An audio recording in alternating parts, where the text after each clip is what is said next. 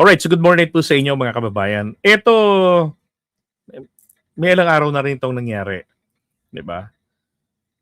So nalala ninyo si dating Congressman Romeo Acop, di ba, namatay. Tapos nagkaroon ng special election. So bago yung special election, ang nakakatawa rito na tinitingnan nga natin doon sa internet, sa sa second district ng Antipolo, aba, meron pong DDS candidate. At sagana ho siya pagdating sa endorsement. Na tipong feeling nila, makokontrol nila ang second district ng Antipolo. At ito nga ho ay si Red Liaga. Okay? At samot-sari yung kanyang endorsement.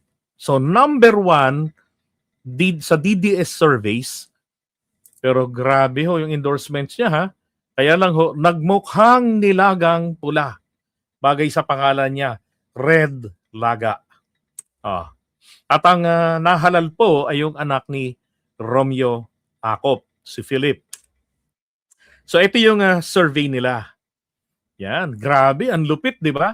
So parang nagre-reflect po yung surveys ngayon na lamang si VP Sara kay PBBM, sa trust rating, di ba? Sa performance, yung mga ganon. Wala namang ginagawa, ang taas ng performance. Tapos yung trust rating, hello? Diba? So, ito pa ha. So yung Bong Acop, sabi rito ha, 78% daw si Liaga, tapos 20% si Bong Acop. Pagdating po ng actual na botohan, tanginang yan. Anong nangyari? O baka gusto nyong magbigay ng aligasyon na dinaya.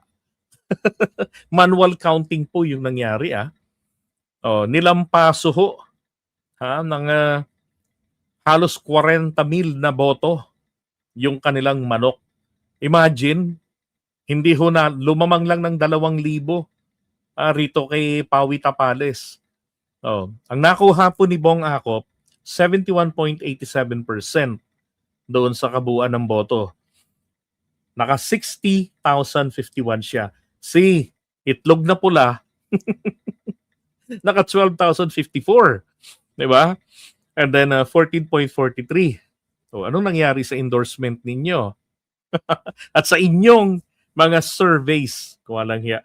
So rito ko nagpapakita na yung mga survey na yan, hindi po yan reliable. Lalo na kung DDS survey. Alala ko dati, nung nagkakali survey kami para sa Uniteam, may kasama ako na ang ginawa niya, kapag napunta kami sa mga lugar na maraming Bicolano, ang lugar na yan, asahan na po namin na lamang si Leni Robredo. Talo si PBBM. Nagtataka ako sa kanya, pareho kaming naka-livestream, pareho ng lugar yung pinagtatanungan namin, kaya lang, hindi lang kami magkakapareho ng tao. Dito sa kabila, dito naman kami. Lamang lagi si PBBM. Kaya tuloy may nagtatanong sa akin noon, bakit pagka ikaw nag-survey hindi consistent? Bakit may mga time talo si BBM? Sabi ko, ganun talaga Live stream yan. Nakita nyo kung paano yung sinurvey, ano yung tanong. Bakit si ganito? Ganito yung kanyang resulta. Sa kanya yun. Nung makausap ko, sabi niya, kapag ka BBM, plus 10 yan sa akin. Iko, tangina naman, kaya naman pala Natandaan nyo, mga DDS kami noon. At ngayon, hindi ko na siya kasama. Ito pa isang survey nila, the trajectory of survey. Grabe, no? Si Red ay naka 43.2, nagwakas ng 52.1 no March 10 bago mag-eleksyon. And then si Acop ay hanggang 32.8 lang mula sa 30.5. Halatang peke ang survey, Ngayon, dito ako natuwa sa nagkomento, si April Solyar. Ay, sabi ni April Solyar, dyan kay Attorney Mark, Sir, kung gusto ninyong iangat si Laga, wag dito sa District 2. Kasi wala pa yang napatunayan. Saan naman nila iangat sa buwan? Wala pa yang napatunayan. Kahit nga barangay captain, di nga nanalo. Ano akala nyo mga DDS? Dahil sa magdi-DS, pagka itinaas-taas nyo yung kamay, mananalo na. Tingin nyo, gano'n nakauto-uto mga tao. Yan, nalampaso tuloy. Kawawa naman. Sabi yan. At pagdating sa survey, dapat wag buong Antipolo District 2. District 2 lang. Kasi wala naman silang alam sa pamamalakad ng AKOP kung paano niya minahal ang mga constituents. Aray ko. O, mga maleta boys, pasok! Yung mga nagngak-ngak dyan, di pa yan nakasubok humingi ng tulong sa AKOP.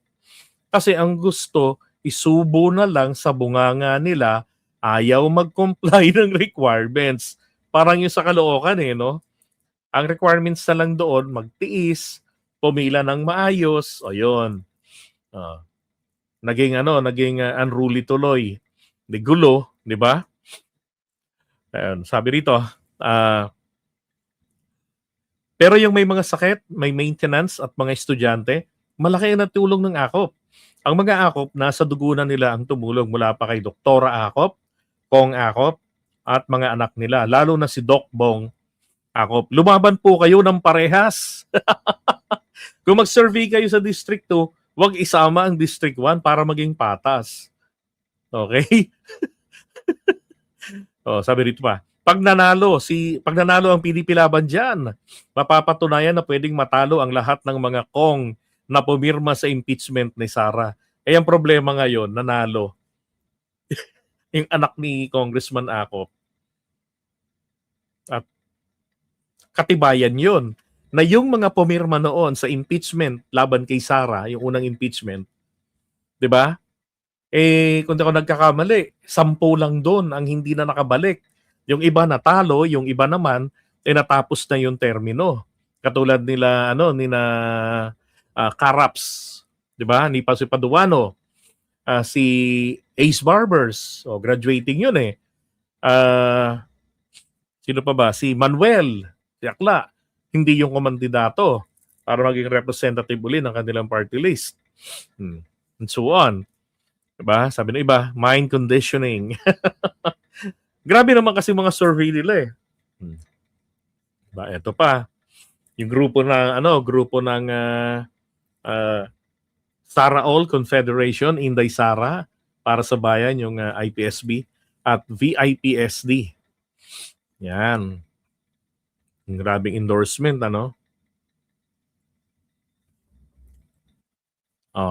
sino to? Si Jimmy Bondok.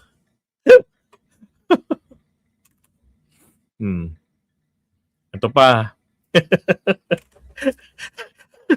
Dagdag na naman ito, sabi ng isang nag-comment Nako, dagdag na naman yan sa mga talo records mo. Ito, inendorso niya, talo. At least si Laga, hindi ho makukulong. Talo lang. 'Di ba? Inendorso pa nito Pasio. Ito pa, si Jason sa isang former media practitioner, now certified fake news peddler. Inendorso rin po si Laga. Bagay na bagay yung damit niya, yung logo. Eto pa. Post ni Resha Anyo. Yan, congrats Kong Red Liaga. Sino kaya itong babaeng to? Hindi ko kilala to Kilala nyo ba to? Sa mga nakakakilala ho, sino ho yung babaeng yan? Grabe, no? Ito pa. Endorso na nila. Ito, na-meet ko na to. Actually, ito rin Yan. Ito yung nangyari na. Ilang paso na ho sa kangkungan yung kanilang manok. 'Di ba? Ito. Official na certificate of votes. Tapos, ito pa, isa pang katangahan nila. Si SMNI, dumali. Huli ka. Kasi po, sabi nila, yung araw daw po ng halalan, sabi diyan, yun daw pong mga poll watchers, naka-ID na may tatak ng akop. Hello, alam niyo ho, magmula pa ng 1996 yata yon sa SK, no? Lagi na, SK pa lang nag-watcher na ako. So bilang watcher, natigil lang ako mag-watcher ng 2022. Okay? National election. So bilang watcher po, normal po na yung mga watchers ID ay merong ganyang pangalan ng iyong amo. Okay? Kasi yan ang nagpapatibay o katibayan na ikaw ay official watcher nila. At sa araw po ng halalan, nasa labas lang naman yan ng eskwelahan, ay ng classroom. Pagdating ng counting, doon lang yan magsisipasok. Anong sabi nila rito? Huli sa akto ang ilang poll watchers sa special elections ng Antipolo City ngayong Sabado, March 14 na suot ang ID na may nakasulat na pangalan ng kanilang sinusuportahang kandidato. Ang ilan sa kanila nakuhanan pa ng litrato at video sa loob mismo ng voting precinct na mahigpit na ipinagbabawal ng COMELEC bilang bahagi ng pagpapatupad ng mahigpit na election rules sa araw ng halalan. Pwede rin naman ho silang pumasok doon sa may loob. Pero doon lang yan sa gilid. Pati yung kalaban naman nila may ganyan ding ID. Lahat yan inaalaw yan ng COMELEC eh. Diyos ko po, Aaron Rojas. Ayan, si Aaron Rojas. Yung sumulat nito. Yan. Legit yan. Okay lang yan eh.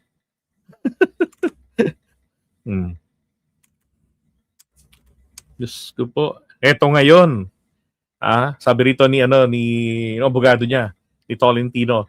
Bilang abogado ni congressional candidate Red Liaga, ipinaalam namin na naghain na kami ng petition to suspend proclamation laban kay Bong Acop sa COMELEC. Ang kaso nga, naproklama na si Acop eh.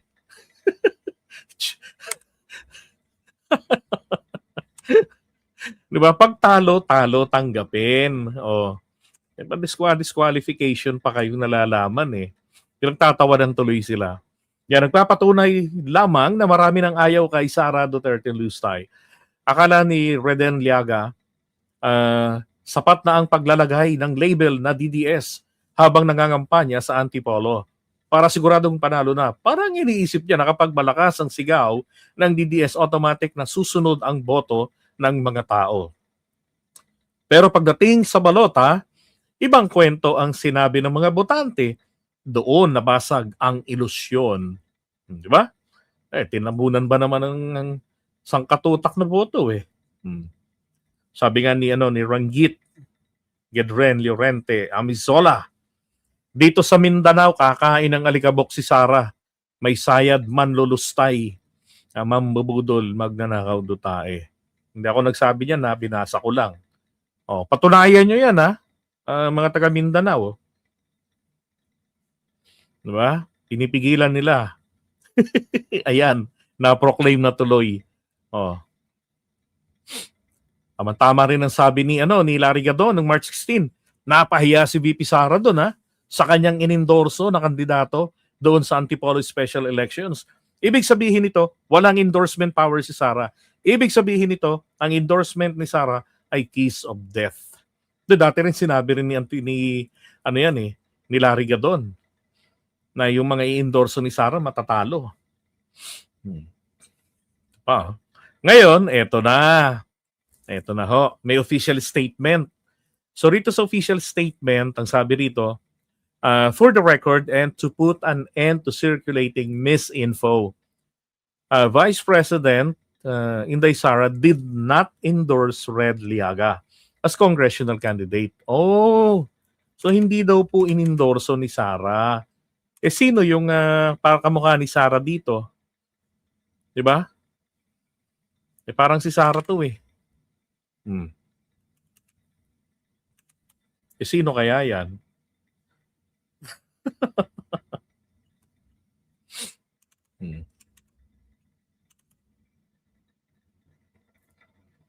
Okay, so tuloy lang natin. The Red Liaga team nag-request daw po sila sa OVP to issue an endorsement or release a video in support of Redliaga as congressional candidate for the 2nd District of Antipolo in the March 14. Ito. However, no endorsement. No naman yun. Sara, ba't di mo naman in-endorso? Talo tuloy. And no video was recorded or released by the OVP. While several grassroots and allied groups, including VIPSD, Inday Para sa Bayan, Hakbang ng Maisog, Rizal, KPP, DRT, and other DDS parallel groups, expressed their own support. These actions do not constitute an official endorsement from the Vice President herself. Kahit naman na, ibig bang sabihin, hindi pinaniniwalaan ng mga DDS yung mga support groups ni Sara na nag-endorso kay Liaga. 'Di ba? Hindi ba dapat kapag DDS supported na 'yon? Ang maliwanag lang po talaga, 'di ba? Hindi po nila hawak ang mga taga Antipolo, ang mga taga 2nd District. Hindi nila baluarte. Sipin mo 'yon, nilamon ng Diyos ko po, tinabunan at binalot pa ng makapal na boto. Ito. It is likewise acknowledged that the PDP Laban National Party extended its endorsement. However, Redliaga ran as an independent candidate. Yun naman pala Loko rin naman pala itong inyong kandidato Di ba? Tumakbo ng independent para ano? Para mamangka sa maraming ilog. Tapos, ang nakapaikot sa kanya, nag-endorso, puro mga DDS. Walang paninindigang kandidato to. Di ba? Budol kayo dyan kung nanalo yan. And any endorsements from organization were made in their respective capacities. Biglang naglaglaga na no? At the same time, Redliaga and his family sincerely expressed their gratitude and appreciation for all groups and individuals who extended their endorsement and support, including grassroots allies and partner organizations. Magkano kayang lugi nito? Negosyante po yan si Redliaga. Nananahimik na negosyanteng DDS. Ayan. DDS pa more. Let the statement serve as a clear clarification. There was no endorsement from Vice President Sara Inday Sara in the said election. We urge the public and media to rely only on verified and official statements to avoid confusion and political misrepresentation. The truth matters, clarity matters, accountability matters, end of statement. Okay. Pero ganun pa man, isang katuta kayong nag-endorso, di ba, na sapat para sabihin kumakatawan kay Sara. Tapos olats pa. Ayan dinidenounce nila. Pero ang tanong ko lang talaga, sino ba to talaga? Ano to? Ibig nila sabihin, AI lang ito, hindi ito nangyari. Grabe. Kung nanalo to, di pa salamat, sabihin, salamat kay Inday Sara. Diba? Ay nako. Yun lang maliwanag rito talaga.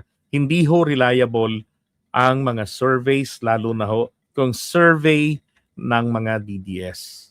Dahil meron silang tinatawag na Duterte fake factory or fake news factory. Diba? Okay? Sabi ni Venus, klaro naman daw na si Sara. Si Sara mo, nasa picture. Ito.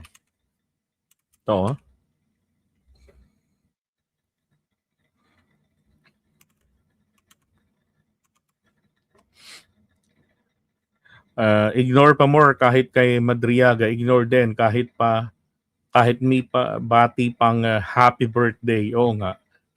may birthday greeting si Sara doon Ganyan din po ng panahon ni Digong nyo na manipulated ng survey. Ba? Nabubuhay na lang sa fake news.